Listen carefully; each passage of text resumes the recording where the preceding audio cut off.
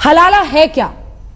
हलाला दरअसल वो कुप्रथा है जिसके नाम पर महिलाओं को बरसों बरस से जिल्लत का एहसास कराया जा रहा है। ऐसा समझिए कि मियां बीवी में तलाक हो गया और अगर वो दोबारा उसी पति के पास वापस जाना चाहती है, शादी करना चाहती है, तो पत्नी को किसी और से शादी करनी होगी। तलाक मिलेगा तब वो अपने पहले पति के पास वापस जा सकती है। मानो पत्नी न हुई सामान हो गई, एक दिन के लिए किसी और के पास गिरवी रख दी गई हो, अगले दिन वापस ले आइए। क्या आप यकीन कर सकते हैं कि ऐसी प्रथा के नाम पर देश में धंधा चल रहा है? आज तक के स्टिंग ऑपरेशन में ऐसे कई इमाम, कई मौलाना बेनकाब हुए हैं जो पैसे लेकर एक रात का शौहर बनने के लिए बेकरार रहते हैं, इस्लाम और शरिया के नाम।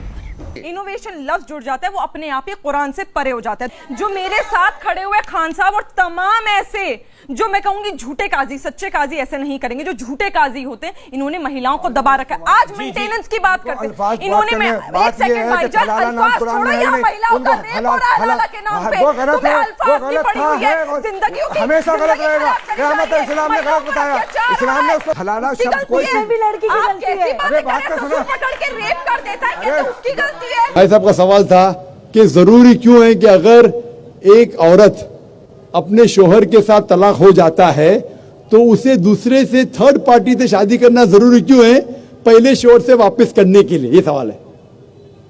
सवाल अभी दोहरा है, जवाब दे रहा हूं मैं।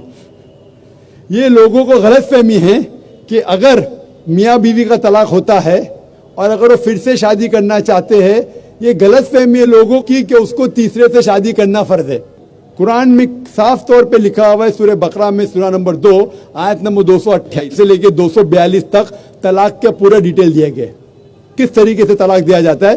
पहले मैंने कहा था कि आपस में समझौता होना चाहिए, नहीं होता है तो गेट एन आर्बिट्रर, एक बड़े को बुलाओ, शोहर की तरफ से बीवी की तरफ से समझौता करो। नहीं होता है तो तलाक बोलने के बाद इद्दत के 3 माह है।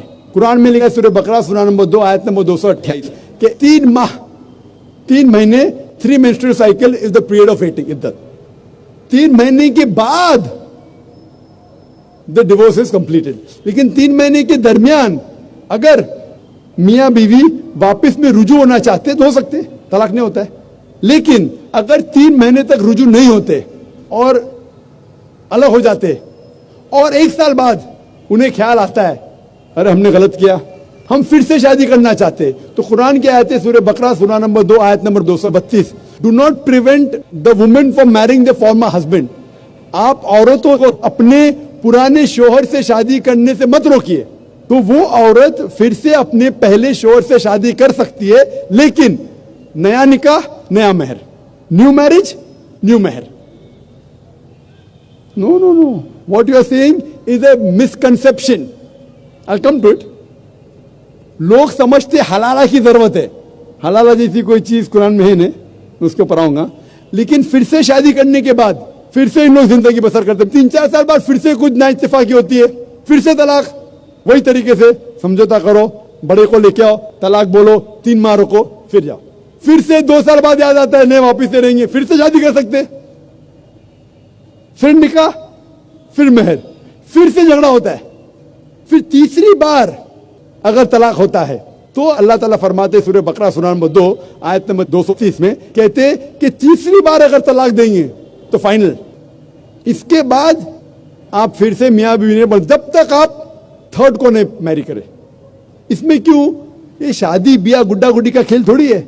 बचपन में गुड्डा गुड्डी का खेल में शादी करो फिर से तलाक दो, एक दिन में 10 बार शादी कर सकते, बराबर ना? ये जिंदगी गुड्डा गुड्डी का खेल थोड़ी है। 3 महीने लगता है तलाक के लिए, इतना टाइम लगता है। प्राइवेट मीटिंग, फिर बड़े लोग से मीटिंग, फिर 3 माह, फिर जुड़ो प्यार से, एक दूसरे पे कीचड़ मत उछालो, फिर शादी करो।